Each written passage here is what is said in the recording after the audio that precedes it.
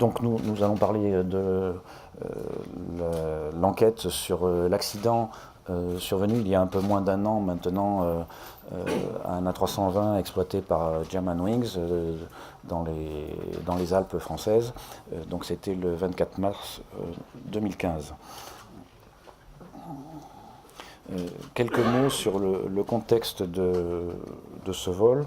Donc, il s'agissait d'un vol de Barcelone à Düsseldorf qui s'est effectué dans la matinée. Alors, plus tôt dans la matinée, le même avion avec le même équipage avait fait le vol Düsseldorf-Barcelone. À bord de l'avion se trouvaient 144 passagers, 17 nationalités différentes et 6 membres d'équipage, donc un commandant de bord, un copilote qui était le pilote en fonction sur ce vol-là et 4 personnels de cabine. Le BEA a publié en mai 2015, donc peu de temps après l'accident, un rapport préliminaire. Dans ce rapport préliminaire, il a été conclu que le copilote avait intentionnellement réglé le pilote automatique pour commander de façon donc volontaire la descente de l'avion jusqu'à la collision avec le relief. Donc on est dans un cadre un petit peu particulier, puisque d'une part, très tôt dans le processus d'enquête, le déroulement du vol, les circonstances du vol et les causes immédiates de l'accident ont été comprises, et que ces causes ont révélé qu'il s'agissait d'un acte volontaire illicite. Alors, cela a conduit d'un côté à ce que se développe une enquête judiciaire, et par ailleurs cela a conduit à poser la question, à ce que nous posions la question de l'intérêt de poursuivre une enquête de sécurité, parce qu'en général une enquête de sécurité se déroule sur des accidents pour lesquels il n'y avait aucune volonté d'arriver à un accident. Après réflexion, nous avons considéré que malgré ce contexte particulier, il était utile de poursuivre cette enquête pour essayer d'identifier quelles étaient les barrières de sécurité et voir s'il était possible d'améliorer la sécurité. Alors, justement, les objectifs que nous avons poursuivis en continuant cette enquête, c'était d'abord de comprendre l'historique médical du copilote. Donc, on le sait tous, le copilote, au moment de l'accident, souffrait de graves troubles mentaux. Donc, nous avons cherché à comprendre plus précisément comment et quand ces troubles mentaux se sont développés, et en parallèle, quelles avaient été les différentes étapes du processus de détermination de l'aptitude médicale de ce pilote. Donc on reviendra là-dessus tout à l'heure. Ensuite, plus généralement, au-delà du cas spécifique de l'histoire de ce copilote, nous avons cherché à nous poser la question: comment est-ce qu'un pilote souffrant d'un trouble mental pouvait voler en tant que se trouver aux commandes d'un avion de transport de passagers. Ça nous a amené à généraliser nos interrogations et à nous lancer dans une revue internationale du processus de certification médicale des pilotes pour avoir des éléments de comparaison dans différents pays. Et tout ça avec l'objectif d'essayer de voir s'il est possible de proposer des mesures pour réduire le risque associé à ce type de scénario. Alors, ça m'amène à parler de l'organisation de l'enquête. Alors, en tant qu'État d'occurrence, il revenait à la France et donc au BEA de conduire cette enquête de sécurité. Nous avons associé de façon très classique, dans un premier temps, le BFU, tout simplement d'abord en tant qu'État d'immatriculation et d'exploitant, représentant de l'État d'immatriculation et d'exploitation de l'avion, et nos collègues espagnols du CAIAC, dans un premier temps pour avoir des informations sur la préparation du vol à l'escale à Barcelone et le départ du vol. Nous avons également associé, de façon là aussi très classique, des conseillers techniques représentant le constructeur de l'avion et du moteur et l'opérateur pour accéder à un certain nombre de données dans ces domaines qui étaient nécessaires pour l'enquête, et des autorités de régulation associées, et notamment l'Agence européenne de sécurité aérienne. Comme je le disais, nous avons souhaité élargir nos recherches pour avoir une compréhension un peu plus large du système de certification aéromédicale, et ça nous a amené à associer également, en tant que représentants accrédités, nos collègues anglais et américains, et ça nous a permis d'accéder à un certain nombre d'informations sur le fonctionnement du système aéromédical dans ces pays-là, et plus généralement à accéder à des conseils d'experts médicaux dans tous ces pays. Nous sommes également allés voir dans d'autres pays et avons bénéficié également d'informations en provenance d'experts aéromédicaux, notamment d'Israël, du Canada et de la Norvège. Et enfin, plus généralement, nous avons également un petit peu regardé au-delà du monde de l'aviation, quelles sont les pratiques en ce qui concerne l'aptitude de personnes qui ont des responsabilités dans des fonctions critiques pour la sécurité. Et ça nous a amené à rencontrer des personnes chargées de la certification médicale ou de l'aptitude médicale auprès de EDF, donc la société de production d'électricité en France, pour voir comment étaient gérées ces questions-là, notamment pour les opérateurs qui interviennent dans les centrales nucléaires, et avoir une démarche similaire vers la SNCF, donc du côté des conducteurs de train. Voilà, je vais m'arrêter là et passer la parole à Arnaud Desjardins, qui vous présentera plus en détail la suite de la conduite de l'enquête.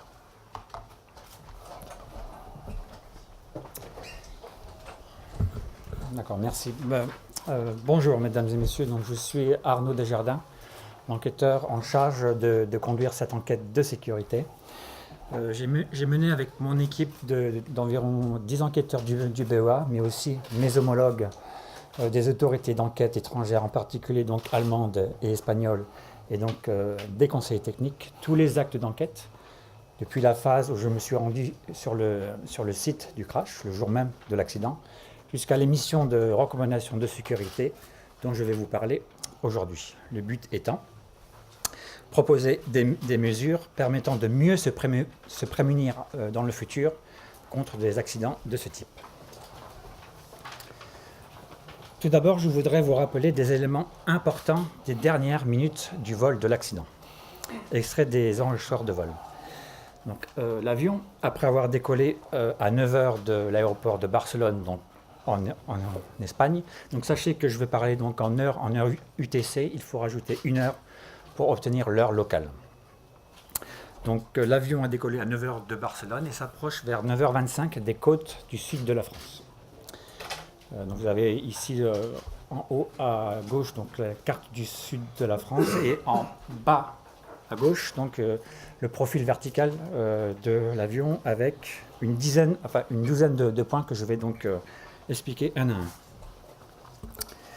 Donc à 9h27 minutes et 20 secondes, l'avion se met en palier à une altitude de croisière de 38 000 pieds. L'équipage est alors en contact avec le centre de contrôle en route de Marseille. À 9h30 est enregistrée la dernière communication radio entre l'équipage et le contrôle aérien, et le capitaine, le commandant de bord, dit à ce moment-là « Direct Irmar, merci, German Wings 18 Golf ». Sachez que donc, le point Irmar est un point de navigation qu'on peut voir ici en haut de la carte. 24 secondes après ce dernier contact radio, le commandant de bord sort du cockpit, laissant donc le copilote seul dans le poste de pilotage. 29 secondes après que le commandant de bord ait quitté le poste de pilotage, le copilote sélectionne une altitude au travers du pilote automatique, une altitude proche de 0. Ceci provoque donc la mise en descente de l'avion sous pilote automatique. Pour sélectionner une altitude proche de 0, le copilote actionne le bouton de sélection d'altitude qu'on peut voir ici sur le panneau de contrôle panneau de contrôle du pilote automatique.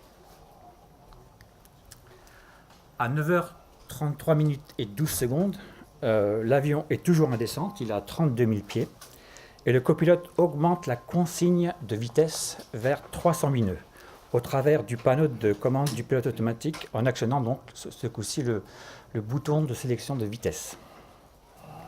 Ceci montre donc qu'à ce moment-là, le pilote est conscient, puisqu'il fait des actions dans le poste de pilotage. Environ 30 secondes plus tard, le contrôleur aérien de Marseille, voyant que l'avion n'est plus à l'altitude autorisée de 38 000 pieds, contacte le vol pour en savoir plus. L'avion est alors à 30 000 pieds, mais le copilote ne répond pas. Au total, le centre de contrôle en route de Marseille appellera l'avion à 11 reprises sur 3 fréquences différentes. Tous ces appels resteront sans réponse de la part du copilote.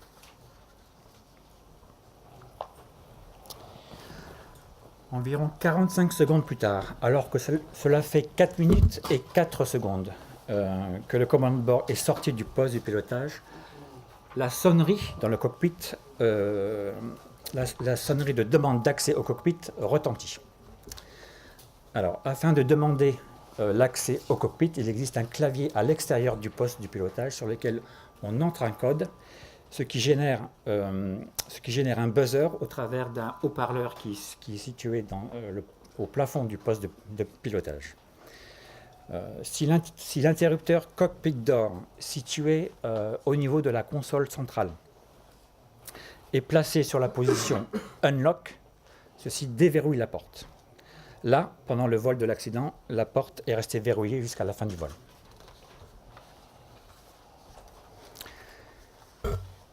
Environ 30 secondes après la demande d'accès au poste de pilotage, le pilote augmente de nouveau la consigne de vitesse, et cette fois-ci vers 350 nœuds. Ceci montre de nouveau que le copilote est conscient à ce moment-là, puisqu'il fait des actions sur des boutons de sélection du pilote automatique.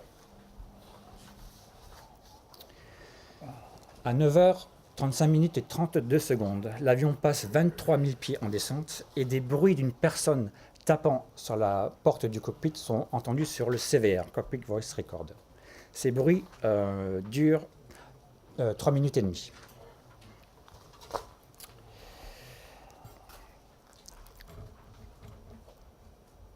Donc entre ce point 9 et ce point 10, ça n'apparaît pas sur cette courbe, il y a eu aussi plusieurs appels au travers de l'interphone, donc de la cabine passager vers la cabine de pilotage. Et ces appels par interphone sont restés non répondus par le copilote. Plus de 3 minutes plus tard,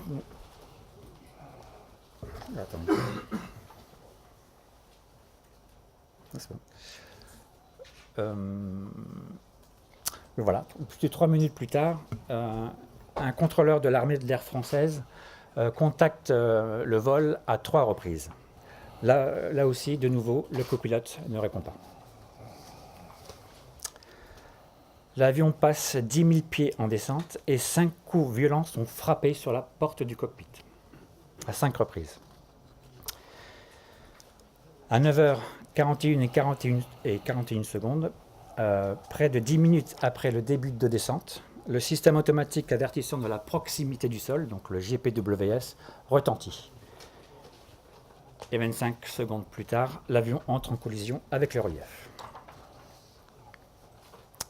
Pour terminer avec les informations provenant des enregistreurs de vol, je vous rappelle, comme déjà indiqué dans notre rapport préliminaire de mai 2015, que le vol précédent, donc celui entre Düsseldorf et Barcelone, était aussi enregistré sur les enregistreurs de vol. Et la revue de ces données a montré que le copilote, alors qu'il était seul dans le cockpit, a fait des sélections d'altitude similaires à celui du vol de l'accident. L'avion, cependant, était déjà mis en descente. Par conséquent, il n'y a pas eu de conséquences sur le profil de vol vertical. Et le copilote, après avoir fait ses sélections d'altitudes similaires, a remis une altitude cohérente avec le reste du vol.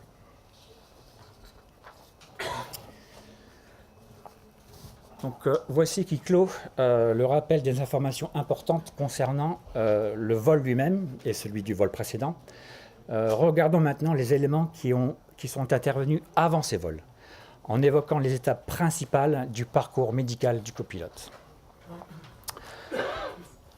Donc pour pouvoir voler en tant que pilote professionnel, et ça c'est dans tous les pays du monde, il faut détenir un certificat médical afin de certifier donc d'une aptitude à voler. Il faut maintenir cette aptitude tous les ans.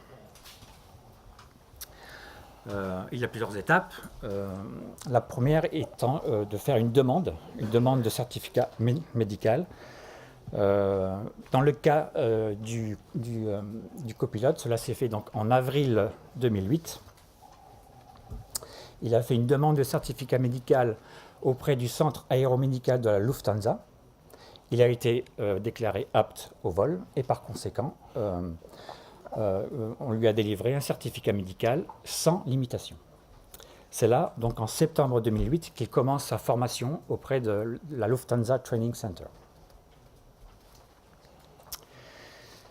Est venue ensuite la première prorogation, donc un an après la délivrance du certificat médical. Le copilote, lui, a souffert d'un épisode dépressif, mais sans symptômes psychotiques, donc entre août 2008 et juillet 2009. Il a d'ailleurs, à ce moment-là, interrompu sa formation en novembre 2008. Entre janvier 2009 et juillet 2009, il prenait des antidépresseurs sous la supervision d'un psychiatre et d'un psychothérapeute. Donc, en avril 2009, un an après son premier certificat médical, le copilote fait une demande de prorogation. Sur son formulaire de demande, il répond positivement à une question d'antécédent d'hospitalisation. Donc, l'examen médical d'aptitude fait apparaître cet épisode de dépression et en conséquence, la délivrance de l'aptitude est repoussée en attendant l'avis d'un spécialiste en psychiatrie. Cet avis d'un spécialiste en psychiatrie arrive quelques mois plus tard, donc en juillet 2009, et la conclusion du rapport de ce spécialiste dit que la dépression est terminée, et par conséquent, il est possible de recommander la délivrance d'une aptitude médicale pour pilote professionnel. Donc c'est ce qui est fait, l'aptitude médicale est renouvelée, mais à partir de ce moment-là, avec une dérogation qui disait que l'aptitude ne serait plus valable s'il y avait une rechute de dépression. Vient ensuite donc le renouvellement ou les prorogations annuelles. Donc tous les ans, le copilote repasse des examens médicaux. Donc ça s'est fait donc entre 2010 et juillet 2014. Donc à chaque fois, il est déclaré apte à voler et son certificat est renouvelé pour un an avec la même dérogation. Ces examens annuels comportent une évaluation psychologique et psychiatrique, généralement conduite par un médecin examinateur, qui n'est pas forcément un psychologue. Dans le processus général de délivrance de certificat médical, il y a ce qu'on va appeler ici l'autodéclaration. La réglementation, et en particulier la réglementation en vigueur en Allemagne au moment de l'accident, impose aux pilotes dont l'aptitude médicale diminue entre 2 visites annuelles d'obtenir un avis aéromédical. Ils doivent en particulier obtenir cet avis aéromédical s'ils ont entamé la prise régulière de médicaments ou s'ils souffrent d'une maladie importante impliquant une incapacité ou tout simplement s'ils se blessent. Donc le copilote de l'accident a prorogé son certificat d'aptitude, on l'a vu tout à l'heure, pour la dernière fois en juillet 2014. Mais en décembre 2014, il tombe gravement malade. Il se plaint de problèmes de vision et de sommeil. En février et mars 2015, il prenait des antidépresseurs et des somnifères. Entre décembre 2014 et mars 2015, des médecins lui ont établi des arrêts maladie, dont une partie était envoyée à l'employeur Germanwings, mais une autre partie n'a pas été envoyée à l'employeur Germanwings. Et en particulier, le jour de l'accident, le copilote avait un arrêt maladie. Donc, tous ces éléments montrent que le copilote aurait dû, conformément à la réglementation, s'auto-déclarer, c'est-à-dire aller obtenir un avis aéromédical avant de pouvoir revoler. Cela n'a pas été fait. Regardons un peu plus en détail le parcours médical à partir du mois de décembre 2014. On note qu'il a consulté plusieurs ophtalmologistes à la fin de 2014 pour des problèmes de vision. Et tous ces ophtalmologistes ont conclu qu'il n'y avait aucune raison organique à ces problèmes de vision. C'était donc des troubles psychosomatiques. Le 17 février 2015, un médecin privé l'a orienté vers un psychothérapeute et un psychiatre. Le 24 février 2015, son psychiatre traitant lui prescrit des antidépresseurs. Le 10 mars 2015, le même médecin privé que celui du 17 février a diagnostiqué une possible psychose et l'a orienté vers un traitement en hôpital psychiatrique.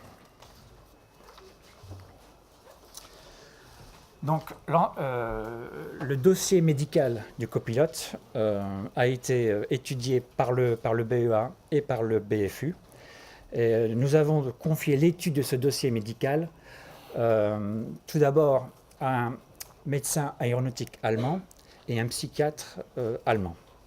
Ces deux médecins ont fait une étude exhaustive de ce dossier médical et ont présenté leurs résultats à une équipe de médecins constituée de psychiatres français, de psychiatres anglais et d'un médecin aéromédical britannique. Cette équipe d'experts a conclu que les symptômes développés par le copilote entre décembre 2014 et mars 2015 peuvent être compatibles avec un épisode dépressif psychotique.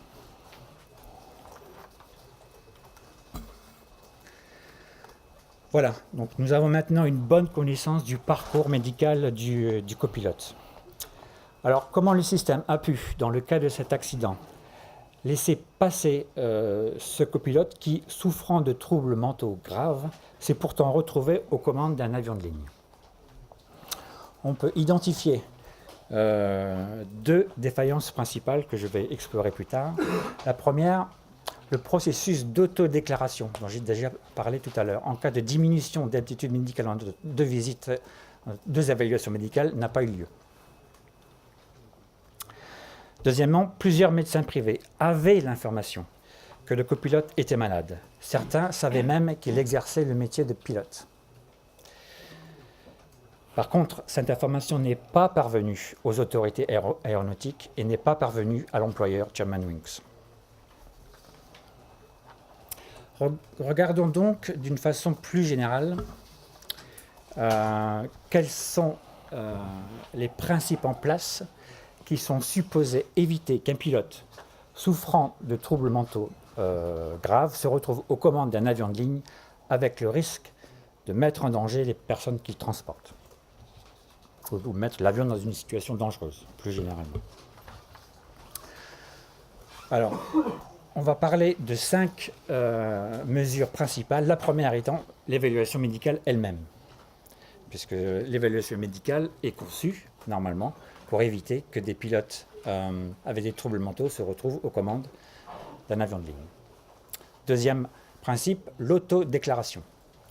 On en a déjà parlé, ça n'a pas marché lors de cet accident. On va essayer d'expliquer pourquoi ça n'a pas marché et comment on peut faire pour renforcer cette autodéclaration. ces deux premiers principes. Ces deux premiers principes font partie déjà de la réglementation actuelle qu'on appelle dans la réglementation européenne la Part Med. Donc ce sont des dispositifs réglementaires. Les autres principes que je vais exposer maintenant sont plus des principes soit de bon sens, soit de bonnes pratiques, mais qui ne sont pas forcément inscrits dans une réglementation quelconque. La première, c'est l'environnement social, au travers donc des collègues, des programmes de soutien entre pairs, entre pilotes, et la famille et amis. Le quatrième principe, c'est donc la médecine privée, qui peut, au travers d'arrêts maladie, au travers de traitements, et aussi dans certains cas, on va le voir tout à l'heure, le report aux autorités peut prévenir ce qu'on veut prévenir. Et dernier principe qu'on va exposer, c'est l'équipage multipilote qui, là aussi, est conçu en particulier pour prévenir qu'un pilote en incapacité mette l'avion en danger.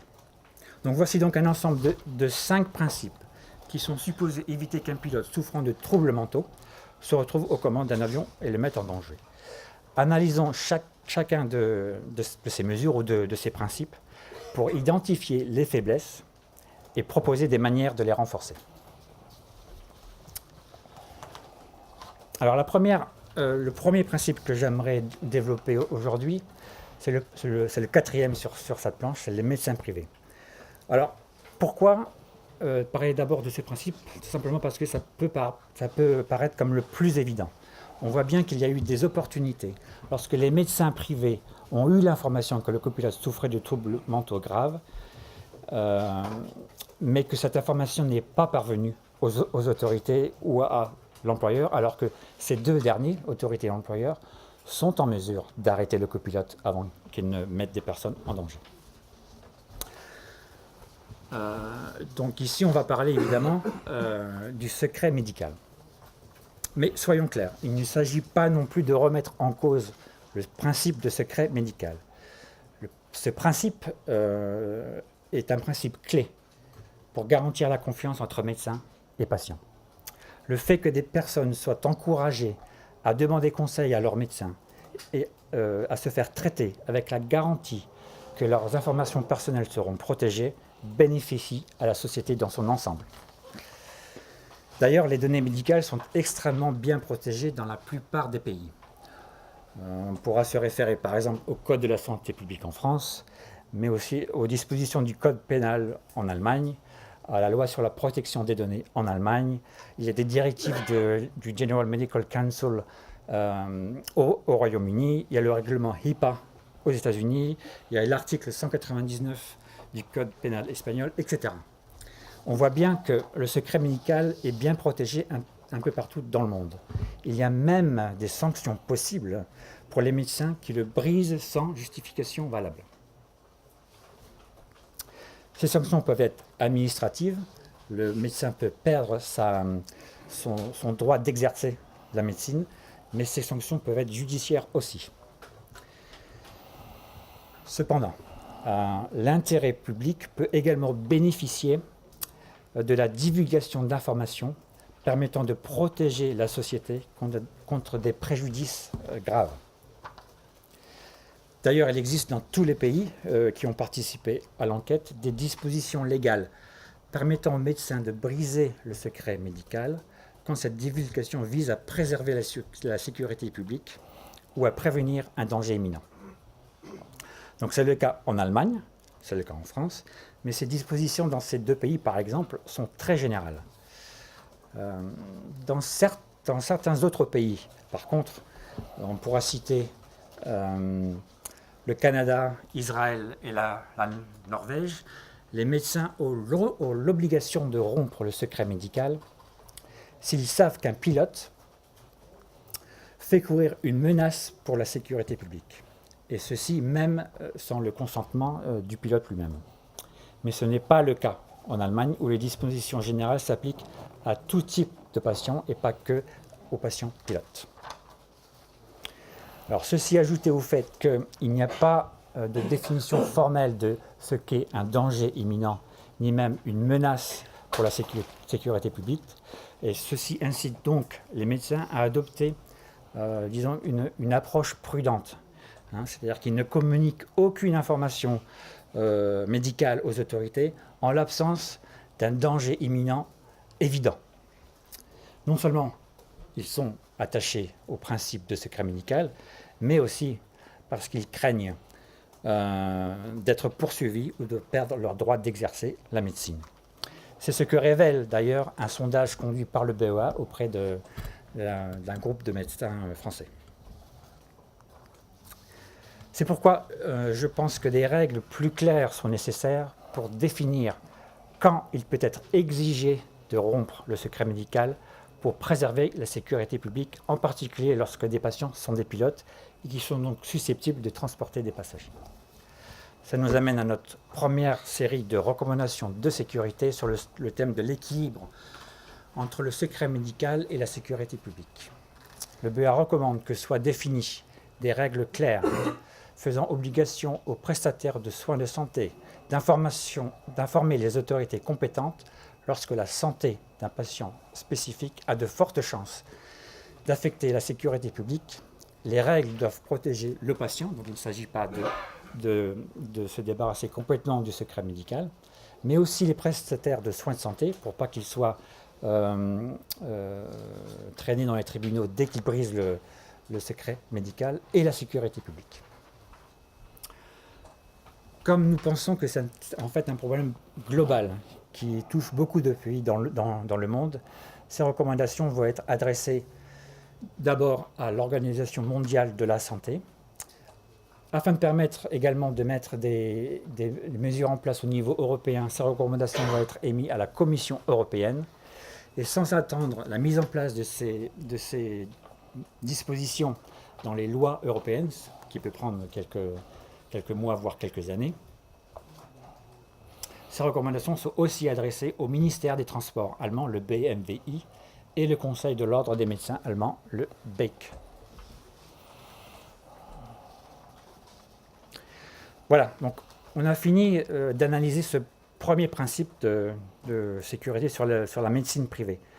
Regardons maintenant les 4 autres principes, en commençant par le premier, donc l'évaluation médicale pour la délivrance et le renouvellement des aptitudes. Alors, les standards internationaux, définis en particulier par l'OACI, donc l'Organisation de l'Aviation Civile Internationale, indiquent que l'évaluation psychologique des pilotes doit se faire annuellement et au travers de l'observation du comportement et au travers d'entretiens, conduits par un examinateur aéromédical qui n'est pas forcément un psychologue. Alors, des exemples de questions qui peuvent être posées sont du style « Vous sentez-vous découragé ? Avez-vous des problèmes de sommeil ? Ressentez-vous de l'anxiété ? Avez-vous pris des médicaments récemment ? Etc. Donc ce sont les mêmes types d'entretiens pratiqués un peu partout dans le monde, et en particulier dans les pays européens, et donc en particulier au centre aéromédical de la Lufthansa. Et si ces réponses à ces questions assez générales suscitent une crainte ou suscitent des questionnements de la part du médecin examinateur, alors ce médecin peut demander un avis supplémentaire à des spécialistes.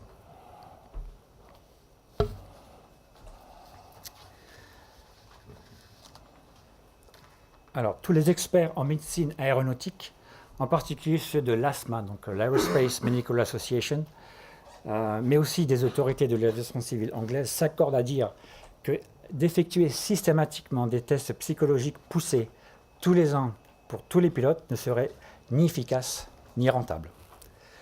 Cependant, on voit bien que se contenter d'entretiens généraux sans la présence de psychologues ou de psychiatres pour des pilotes ayant déjà des antécédents de troubles mentaux peut paraître insuffisant. La réglementation européenne ne prévoit d'ailleurs pas de dispositions particulières pour conduire ces évaluations psychologiques pour ces pilotes qui ont déjà eu dans leur passé des troubles mentaux ou des dépressions. Ça nous amène donc à la prochaine recommandation de sécurité sur le thème de l'évaluation médicale des pilotes présentant des problèmes de santé mentale. Le BEA recommande que des conditions de suivi soient exigées pour les pilotes ayant des antécédents de troubles psychologiques ou psychiatriques, de quelque nature que ce soit.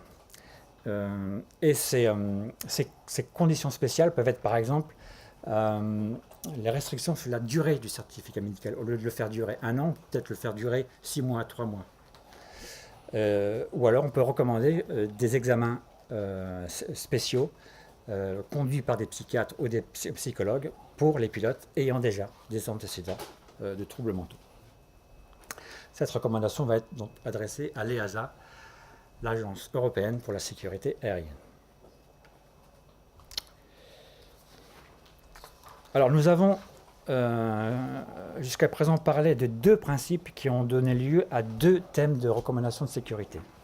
Le premier, je vous rappelle, donc l'équilibre entre le secret médical et la sécurité publique, et 2, le renforcement, on vient de le voir, de l'évaluation psychologique annuelle des pilotes ayant déjà des antécédents de troubles mentaux. Mais on voit bien que ces 2 recommandations pourraient générer des effets négatifs. En effet, elles pourraient pousser les pilotes à cacher leurs problèmes médicaux, donc non seulement aux médecins aéronautiques qui délivrent l'aptitude, mais aussi maintenant aux médecins privés. Ceci pourrait par conséquent générer d'autres risques, ceux liés à des pilotes malades qui évitent toute consultation médicale et surtout tout traitement parce qu'ils craignent que sinon les médecins les dénoncent et suspendraient leur droit à voler. C'est pourquoi les recommandations dont je vais parler maintenant visent aussi à contrebalancer les effets induits de ces 2 premières séries de recommandations de sécurité. En particulier, on peut s'attarder maintenant sur le principe de l'autodéclaration. On a vu que lors de cet accident, ce principe n'a pas marché. Alors pourquoi ? Alors, il y a plusieurs barrières qui viennent entraver ce principe. Déjà, lorsqu'on souffre de troubles mentaux, il est possible qu'on se déconnecte de la réalité. Il est donc peut-être difficile de réaliser soi-même qu'on n'est plus apte à voler. Mais surtout, il peut y avoir des conséquences socio-économiques à s'auto-déclarer en cas de maladie entre 2 examens médicaux. On peut perdre au moins temporairement son droit de voler et donc perdre une partie de son salaire et aussi, en particulier pour les pilotes, une certaine estime de soi. C'est pourquoi certaines compagnies aériennes ont déjà mis en place des mesures d'atténuation si un pilote perd son aptitude. Ceci peut se faire au travers, par exemple, d'une assurance perte de licence, comme il y en a chez Lufthansa, qui permet aux pilotes, même s'ils perdent leur aptitude médicale, de continuer à bénéficier d'un salaire, où ils touchent une prime d'assurance. Dans les secteurs autres que l'aviation, donc on a vu tout à l'heure qu'on a aussi étudié le secteur, l'industrie nucléaire française et les dispositions qu'il y a à la SNCF en France. Donc, les agents de conduite de centrales nucléaires, par exemple, qui eux aussi ont besoin d'une aptitude médicale pour pouvoir exercer leur métier, ces agents, s'ils perdent leur aptitude médicale, EDF leur propose des postes similaires, des autres postes, en gardant un salaire similaire. Il y a ainsi un système quasiment identique pour les conducteurs de la SNCF. Enfin, et c'est la troisième puce de ce transparent, de cette planche, pour favoriser l'autodéclaration, il existe des dispositions permettant de suivre un traitement antidépresseur et continuer à voler, mais sous certaines conditions. Des études qui datent environ des années 2000, un petit peu avant, ont montré que de telles dispositions, dans le cadre d'une surveillance médicale étroite, est en fait bénéfique pour la sécurité des vols. Cela contrecarre le fait que des pilotes puissent préférer voler en étant dépressifs ou de voler en étant en automédication et permet aux pilotes de déclarer leur dépression sans craindre de nécessairement perdre leur aptitude médicale pour toujours. Donc les pays où ces dispositions sont effectivement en place, comme en Australie, aux États-Unis, au Canada ou encore au Royaume-Uni, les conditions sont strictes. Premièrement, les certificats médicaux sont délivrés uniquement par l'autorité de l'aviation civile et non par les centres aéromédicaux. 2. Les troubles dépressifs ne peuvent être que légers ou modérés. L'état du pilote doit rester stable avec un traitement régulier sans effet secondaire et ce pendant plusieurs mois avant qu'il ne puisse revoler. Quatrièmement, il faut faire des visites médicales plus fréquentes qu'une fois par an. Enfin, seuls des antidépresseurs d'une liste définie par l'autorité sont autorisés. La réglementation européenne, elle, ne définit pas clairement de telles modalités, de telles possibilités, si bien que dans des pays comme l'Allemagne ou même la France, il n'y a jamais eu de délivrance de certificats médicaux pour des pilotes qui prennent des antidépresseurs et le déclarent. Par contre, c'est le cas au Royaume-Uni, par exemple. C'est pourquoi ça nous amène à notre prochaine série de recommandations de sécurité sur le thème des médicaments antidépresseurs et l'aptitude au vol. Donc le BEA recommande que les règlements européens définissent les modalités qui permettent aux pilotes d'être déclarés aptes à voler tout en prenant des médicaments antidépresseurs sous surveillance médicale. Adressé de nouveau à l'EASA ou l'AESA. Deuxième recommandation pour renforcer ce principe d'autodéclaration concerne l'atténuation des conséquences de la perte de licence. Et le BEA recommande donc que les compagnies aériennes prévoient des mesures pour atténuer les risques socio-économiques associés à une perte de la licence de l'un de leurs pilotes pour des raisons médicales. Adressé à l'AESA pour mettre des mesures en place au sein de ses États membres, mais aussi au sein de l'IATA, International Air Transport Association, pour qu'il y ait aussi des directives diffusées au sein de ces compagnies membres.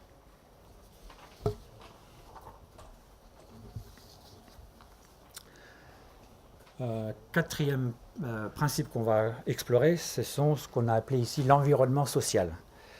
Donc vous savez qu'il existe au sein des compagnies aériennes plusieurs programmes visant à apporter une assistance aux pilotes en cas de détresse personnelle, de détresse émotionnelle ou mentale.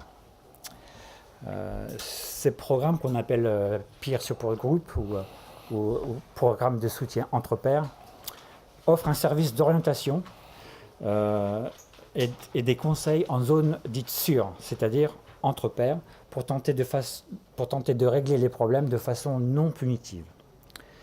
De tels programmes existent au sein de la Lufthansa. Ça s'appelle par exemple la fondation MEDE.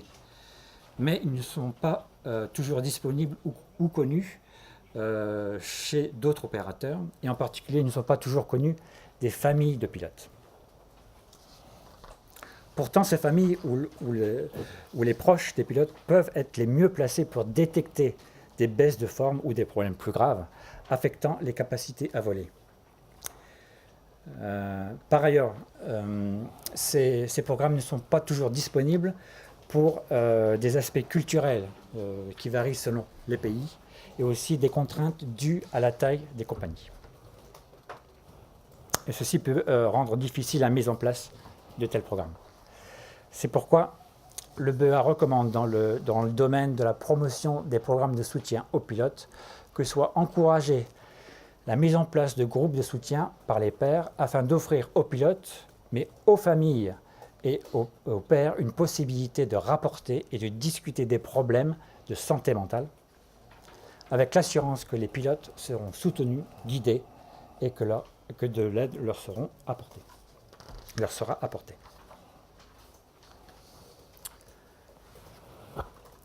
Donc adressée à l'AESA toujours.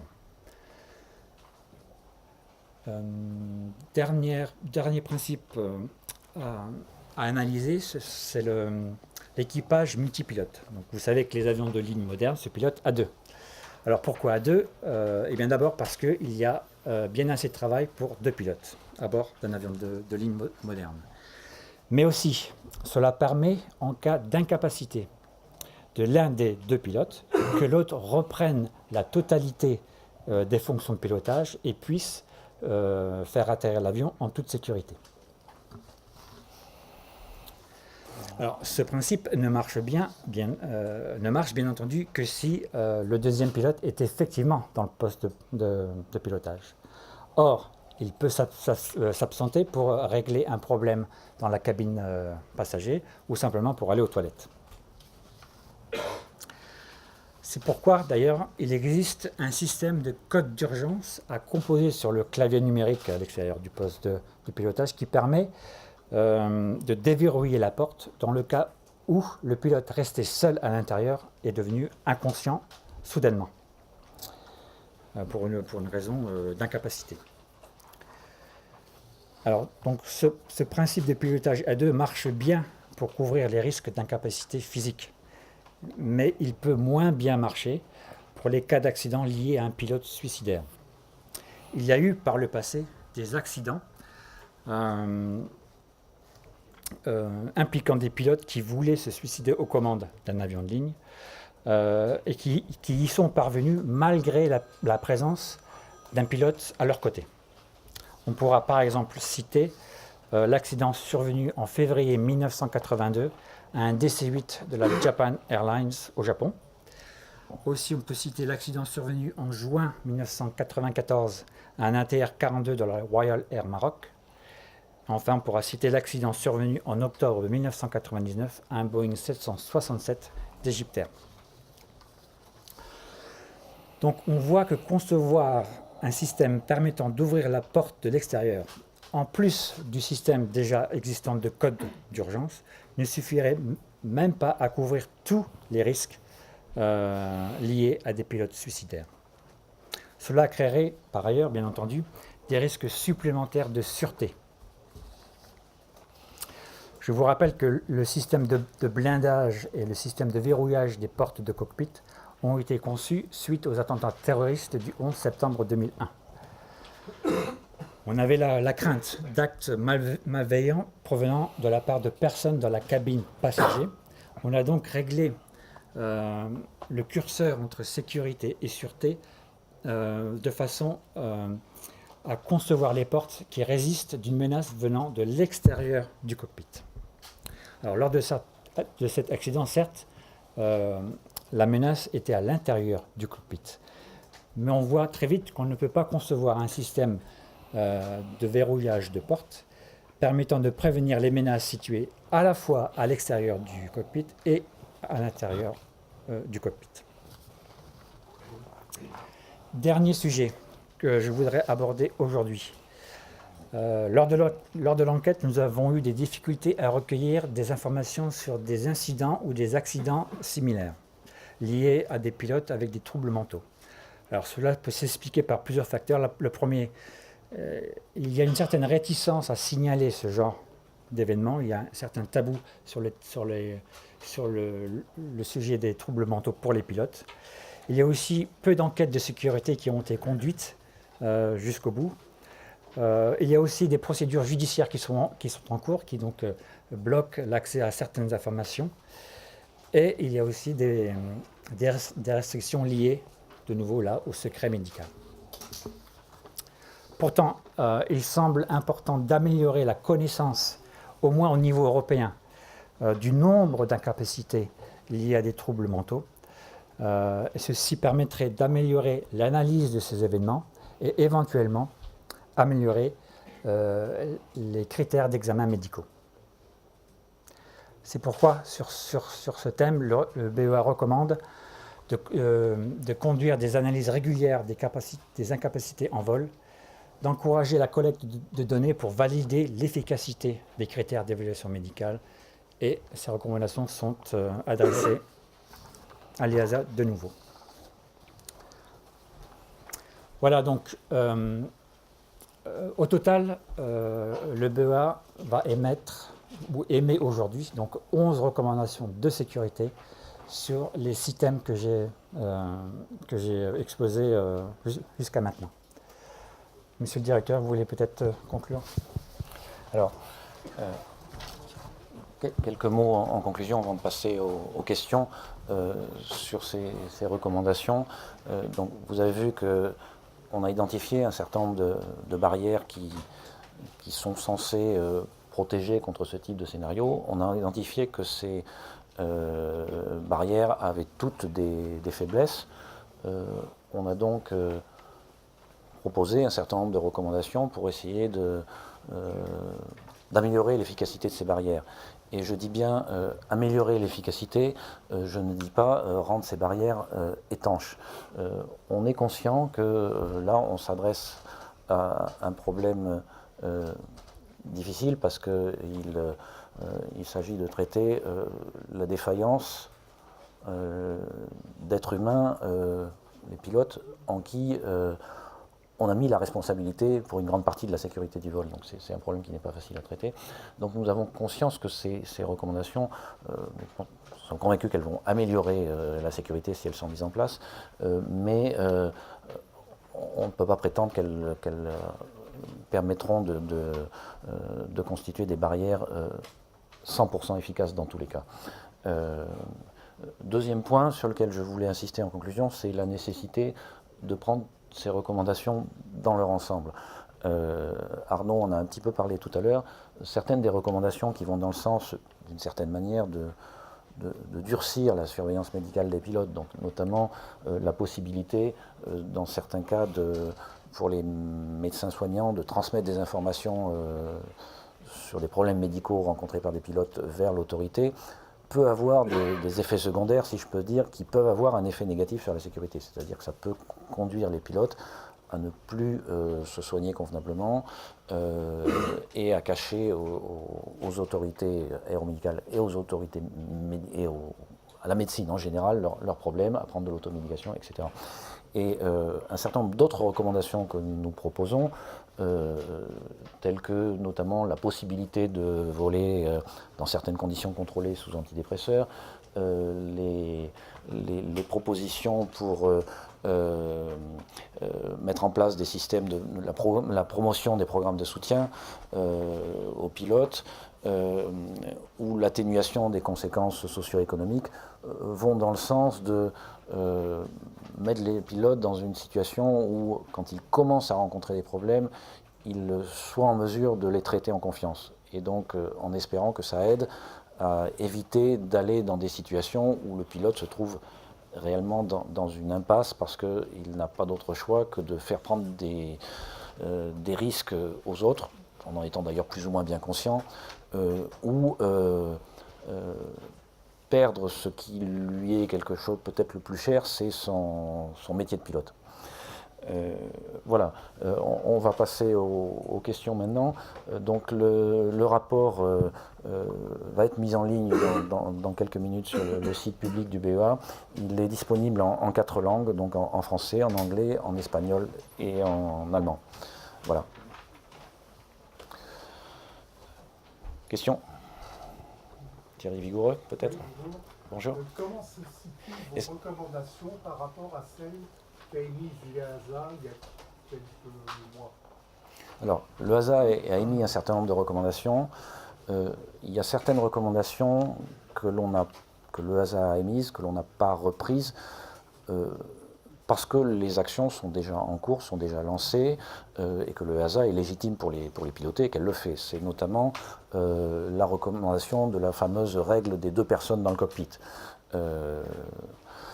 Ensuite, l'EASA a émis, au travers de ses réflexions, des recommandations qui débordent un peu de la problématique pure du scénario de notre accident Et à ce titre-là, nous ne sommes pas intervenus. C'est notamment la recommandation sur les tests aléatoires de drogue, mais de drogue illicite et d'alcool.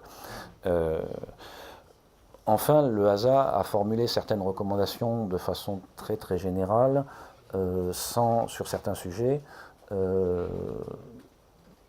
sans forcément bien identifier les destinataires et sans être extrêmement précis. Et c'est dans ces domaines-là, notamment, que nous on formule des recommandations qui, pour certaines, recoupent celles de l'EASA, mais en étant plus précises et adressées directement à des destinataires bien identifiés. Et comme vous le savez, la force des recommandations du BEA, c'est qu'elles sont émises très officiellement à l'issue d'un rapport public et que les destinataires des recommandations, du fait que ce rapport est public, sont amenés à se prononcer sur ces recommandations. Qu'est-ce que vous recommandez exactement pour la sécurité à l'intérieur du cockpit? C'est le statu quo?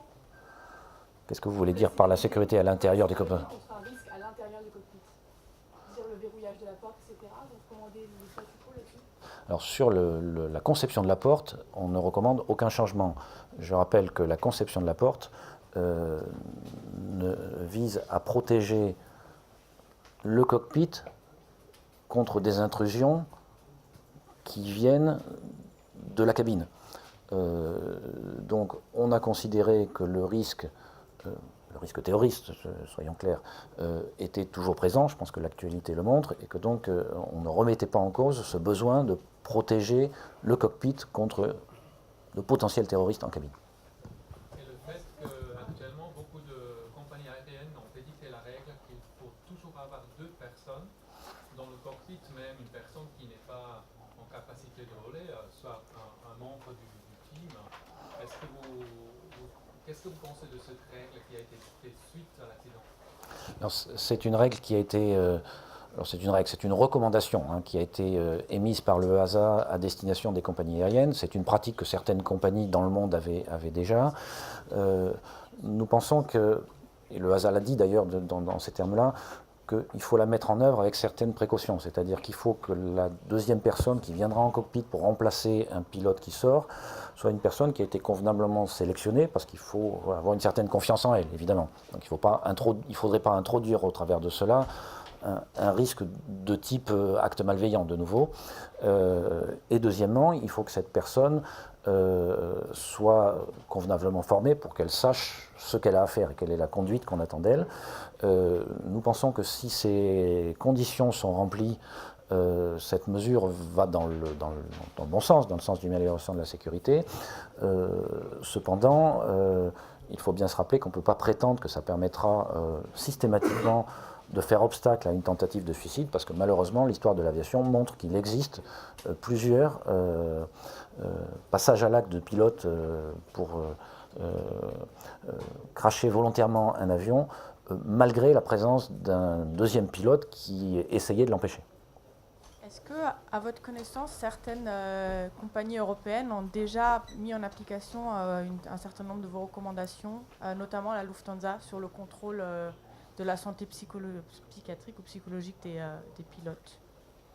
Alors, nos recommandations, elles sont rendues publiques aujourd'hui, donc s'il y en a qui les ont mis en œuvre, elles ne savaient pas que c'était en mettant en œuvre nos recommandations.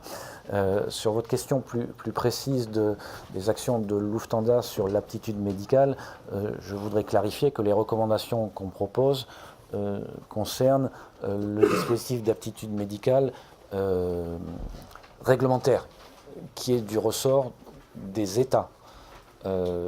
Alors peut-être qu'il peut s'instaurer une confusion du fait qu'on a parlé des examens aéromédicaux de ce copilote dans un centre aéromédical de Lufthansa. Il faut bien comprendre que le centre aéromédical de Lufthansa, c'est un centre qui a été qualifié pour agir au nom de l'autorité allemande de la LBA. Est-ce qu'à votre connaissance, il y a eu des améliorations déjà qui ont été, sans attendre ce rapport et ces recommandations, des améliorations qui ont été apportées dans différents pays sur ces contrôles psychologiques ou psychiatriques? Je ne sais pas répondre à cette question. Est-ce que Tim. vous pourriez nous donner un peu plus... bonjour, Tim Hifford de l'Anse-Reuters. Est-ce que vous pourriez nous donner un peu plus d'informations sur le médecin privé qui aurait recommandé un traitement en hôpital psychiatrique, c'était un médecin traitant, c'était un psychiatre, c'était donc en Allemagne. Qu'est-ce que vous pouvez nous dire de plus? Et aussi, que dit exactement la réglementation allemande là-dessus? Comment ça se fait qu'un médecin peut recommander un traitement en hôpital psychiatrique et ne se sentir pas obligé d'informer son employeur ou les autorités? Je réponds d'abord à la deuxième partie de la question, puis je passerai la parole à Arnaud pour la première. Sur la deuxième, je pense qu'on en a déjà pas mal parlé lors de la présentation. C'est de nouveau la question du secret médical, c'est-à-dire que un psychiatre, comme tout acteur de la médecine, est tenu au secret médical. La manière dont sont formulées les règles allemandes mettent un poids très fort à ce secret médical. Il y a cependant en Allemagne, comme en France, des règles générales qui ne sont pas spécifiques à la médecine sur la notion d'équilibre général entre la possibilité de contrevenir à une obligation réglementaire, donc en l'occurrence le secret médical, si ça paraît nécessaire pour éviter un danger immédiat, mais c'est une obligation tellement générale qu'en pratique, en Allemagne, mais également en France, la plupart des médecins seront très, très réticents à prendre l'initiative de briser le secret médical. Je dois également préciser que nous avons demandé à interviewer les médecins soignants qui ont soigné ce copilote, et ceux-ci ont refusé.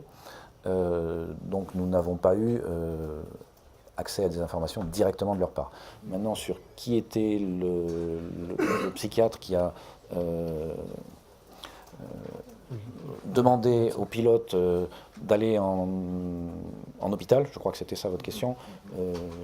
Arnaud, tu peux préciser Oui, peut-être? juste pour préciser, donc c'est arrivé donc en mars 2015. C'était pas un psychiatre, c'était donc un médecin généraliste, mais que le copilote voyait souvent. Donc, est-ce que c'est son médecin traitant ou pas? C'est ce médecin qui a diagnostiqué une possible psychose et qui a recommandé l'hospitalisation en hôpital psychiatrique. Concernant l'équilibre médical et la sécurité dont vous parlez, dans vos recommandations, quel type d'informations vont être partagées? Vous parlez des antécédents de troubles mentaux, mais est-ce qu'on pourrait imaginer que ça pourrait aussi concerner d'autres troubles cardiovasculaires? Il y a des antécédents qui posent un risque de l'insomnie, enfin, ça peut être d'autres troubles liés à l'incapacité et qui pourraient être partagés dans ces recommandations sur le secret médical. Oui, ça pourrait aller au-delà des simples aspects psychiatriques. Le critère, et là on touche la difficulté après de décliner une mesure comme ça, c'est la notion de risque immédiat. Donc vous citiez l'exemple de troubles cardiovasculaires. À quel moment on va déterminer qu'un pilote qui souffre de problèmes cardiovasculaires est dans une situation telle qu'il va faire courir un risque immédiat pour la sécurité des vols dans son ensemble? Sachant qu'en matière de troubles cardiovasculaires, si on fait un peu de la prospective, mais on peut penser que le risque, c'est simplement une incapacité physique. Et en matière d'incapacité physique, le système de l'équipage à deux fonctionne bien pour assurer une récupération. Bonjour, Christian Wernicke, quotidien allemand Süddeutsche Zeitung. J'aimerais bien savoir, vous avez proposé quelques changements de règles, un petit changement de système d'observation des pilotes, j'ai bien compris, mais selon les règles existantes, dans le système existant, est-ce qu'on peut identifier si je peux dire, des coupables qui ont commis des erreurs claires et clés? Qui a commis, selon les règles existantes, des erreurs qui ont, voilà, d'une façon, aidé le copilote à commis son crime? Alors, je rappelle, je redis, comme je l'avais dit en introduction, que l'enquête de sécurité que nous avons menée et qui conduit au rapport que l'on a publié ne vise pas à répondre à cette question de est-ce qu'il y a un coupable et si oui, qui est-il? Après, sur peut-être l'autre aspect de votre question, est-ce qu'il y a eu des infractions aux règles? Alors, on n'a pas trop, justement parce que derrière cette question, il y a la question de la culpabilité et il y a beaucoup moins la question de comment améliorer la sécurité. On n'est pas allé très très loin dans nos investigations dans cette direction-là. Ce que l'on peut quand même dire, et ça apparaît dans le rapport, c'est que le processus d'évaluation médicale suivi par ce copilote au cours des différentes étapes de sa vie, de sa carrière de pilote, était conforme de façon générale aux règles en vigueur en Allemagne à l'époque. Oui, s'il vous plaît. Angela Charlton de l'agence AP. 2 questions. D'abord, est-ce que le Lubitz a bien été sous antidépresseur le jour du vol et notamment le citalopram? Deuxième question, est-ce que vous pouvez revenir un peu sur son échange avec le FAA aux États-Unis? Notamment, on a compris qu'il a menti la première fois quand il a fait un formulaire et le FAA lui a donné une deuxième chance. Merci. Alors, on sait que le copilote prenait des antidépresseurs parce qu'on a eu accès dans son dossier à des prescriptions. On sait qu'il a été prescrit. Par ailleurs, il y a eu des analyses toxicologiques qui ont été faites sur les restes des pilotes et qui confirment qu'on trouve des traces d'antidépresseurs. Je ne souhaite pas rentrer dans les détails de ce type-là. Je pense que ça n'est pas utile pour notre enquête de sécurité. Il prenait des antidépresseurs. Je pense que voilà, ça suffit pour savoir que, un, on sait qu'il était malade, et deux, on sait qu'il était sous antidépresseurs. Il y a certains qui ont les effets secondaires. Je comprends le sens de votre question par rapport aux effets secondaires, mais si pour répondre à cette question-là, il faudrait non seulement savoir quels sont les types d'antidépresseurs qu'il prenait, mais également quelle quantité était présente dans son corps à l'heure de l'accident. Et là, on se heurte à des difficultés techniques, et donc nous n'avons pas souhaité approfondir cette question parce que là encore, nous souhaitons identifier le fonctionnement des barrières et les améliorations dans le cas général et pas spécifiquement dans le cas de ce copilote. Alors, je crois que vous aviez une deuxième question qui est sur l'AFA. Alors, effectivement, lorsqu'il est allé se former aux États-Unis, il a postulé auprès de la FAA pour obtenir une aptitude médicale relatif au pilotage en tant que pilote privé. Et lors de cette demande d'aptitude, initiale, il n'a pas mentionné qu'il avait subi par le passé une dépression, effectivement. Maintenant, après,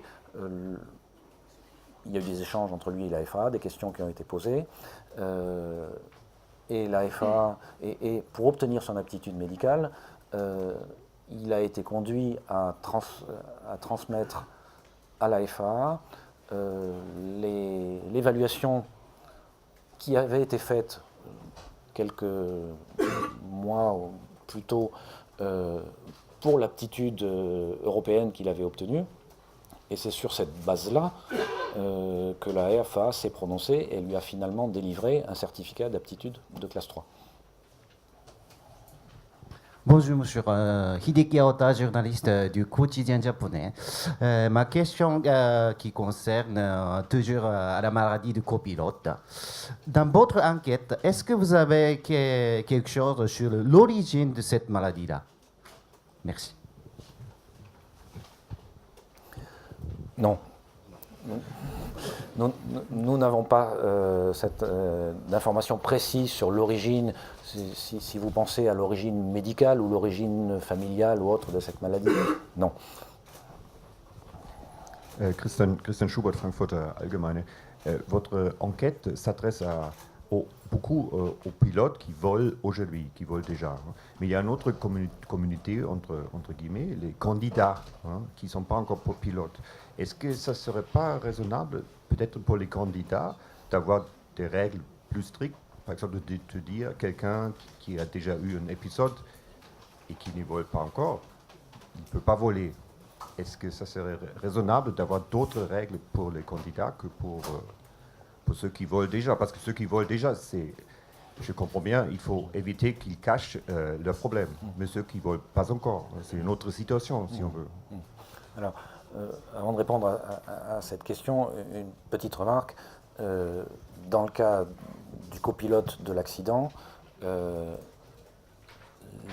ce que l'on en sait, les premiers éléments de dépression sont survenus après qu'il soit rentré dans le système aéronautique, puisqu'il a eu une première aptitude sans aucune limitation, puis il a commencé à se former, il a eu une première dépression, une guérison, et ensuite un renouvellement sous dérogation.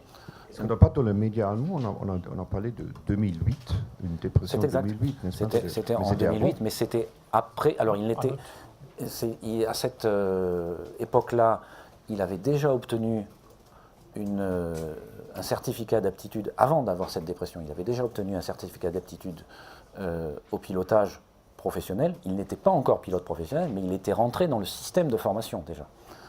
Donc, et donc ça me permet de faire une transition vers la réponse en général à votre question.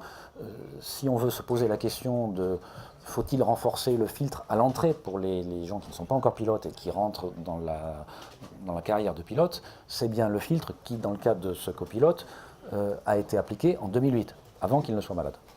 Maintenant, pour répondre donc de façon générale à cette question,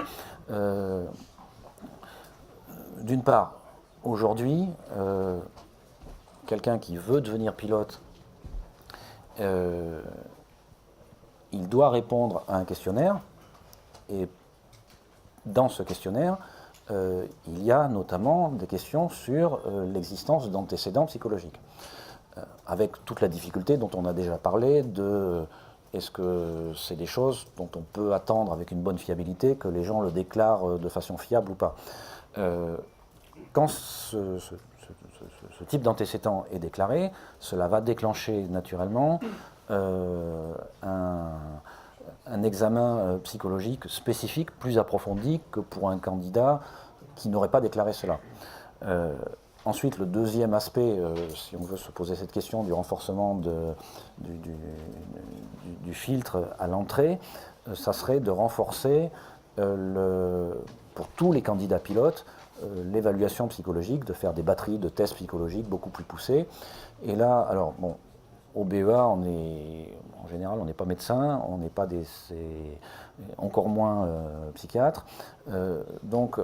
Mais on a consulté beaucoup de gens et quasiment tous les spécialistes que l'on a consultés nous ont dit ça ne serait ni vraiment faisable ni efficace. Donc c'est la conclusion que l'on rapporte dans notre rapport. Bonjour. Alexandre pour la télévision NHK. Pour revenir à l'historique du vol, vous nous avez dit qu'il y avait eu donc une tentative sur le vol précédent, le vol qui a craché. Est-ce que vous avez des recommandations concernant notamment l'ordinateur de bord de l'avion qui pourrait signaler, par exemple, ce genre de tentative, puisqu'elle a échoué parce que le pilote automatique était, si j'ai bien compris, déjà enclenché. Mais est-ce que vous avez des recommandations qui pourraient signaler ce genre de malveillance, en fait? Merci. Alors, d'abord, pourquoi elle a échoué, cette tentative? C'est pas exactement parce que l'avion était déjà en descente. C'est parce que, au moment où le commandant de bord est revenu dans le cockpit, quelques secondes avant, le copilote a changé la programmation du pilote automatique pour remettre comme valeur d'altitude cible une valeur normale. Si lors de ce vol, le copilote était resté enfermé dans le cockpit et avait laissé cette valeur de 100 pieds programmée, l'accident aurait pu se produire lors du premier vol. Après, est-ce qu'on pourrait recommander une surveillance de ce type de paramètres, surveillance au sol, si je comprends bien votre question. Qui pourrait après le signaler au sol. Alors, c'est des choses qui sont déjà en cours de déploiement. Le but de ce déploiement de transmission d'informations au sol, ça n'est pas pour traiter des scénarios de ce type-là, c'est pour permettre au contrôle aérien d'anticiper les évolutions futures de l'avion.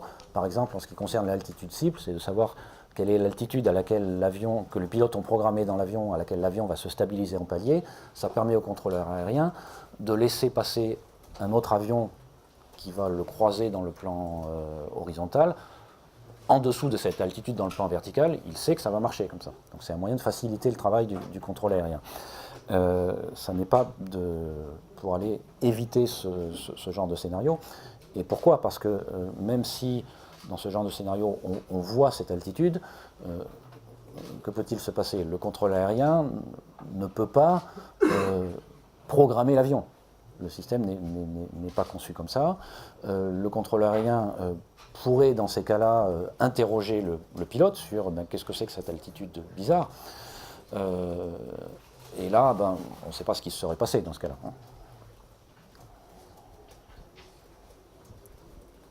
Oui. Oui, Catherine Field, New Zealand Media. Est-ce que vous pouvez répondre en anglais pour les anglophones, s'il vous plaît? Sur cette dernière question? C'est ma question, s'il vous plaît. Sur votre question? C'est ma question. Les autres aussi, si vous voulez. Non, je ne vais pas tout traduire, mais votre question, je veux bien essayer.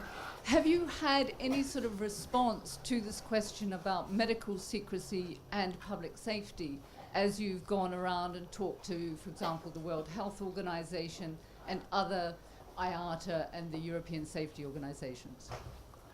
Okay.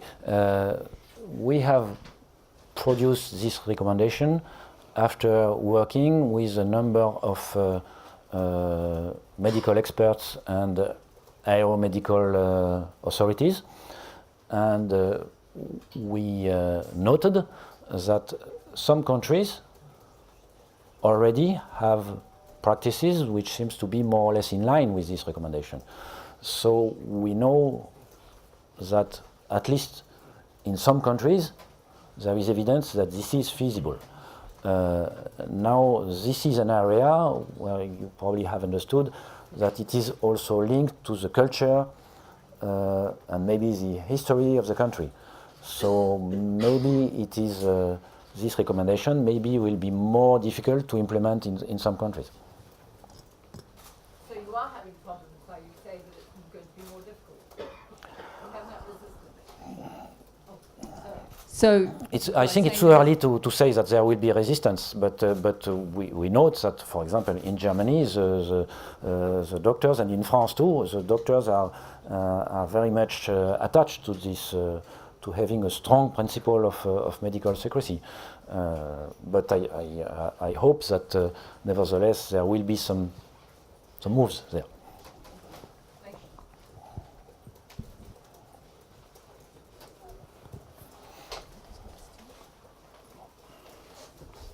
D'autres questions? Non. Si c'est tout, je vous remercie.